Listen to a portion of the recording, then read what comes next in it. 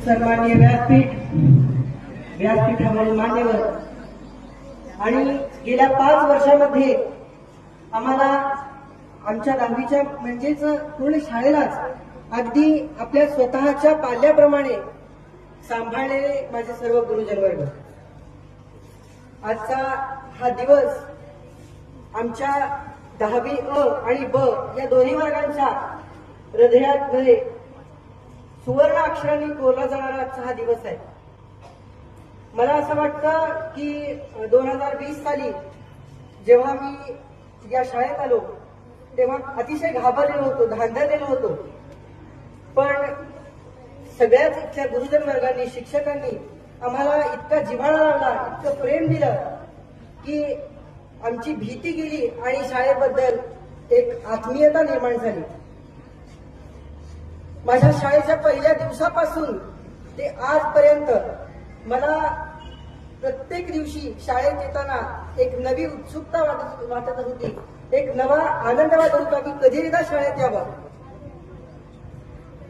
आपल्या संस्थेचे संस्थापक आदरणीय दी कमळे गुरुजी यांच्या कर्तृत्वामुळे, यांच्या पुण्याईने आज आपण इथं शिक्षण घेतोय.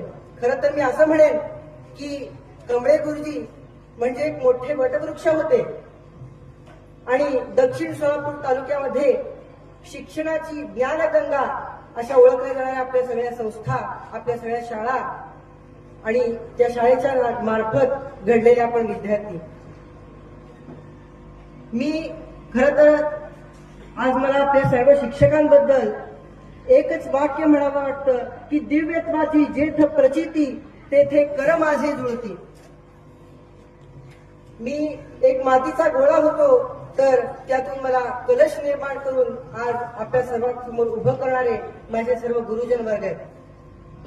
आज मला पुन्हा एकदा एक श्लोक आठवतो, एक ओवी आठवते की गुरु थोर की थोर देव म्हणावा, नमस्कार आधी कोणासी करावा, मनी चिंतिता जो गुरु थोर वाटे, जयाचेरी कृपे रघुनाथ भेटे.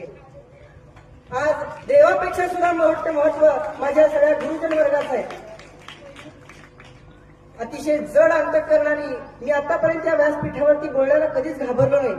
आज माझ्या घशातून, माझ्या तोंडातून शब्द फुटत नाहीत की इतका मी भावुक झालेला आहे.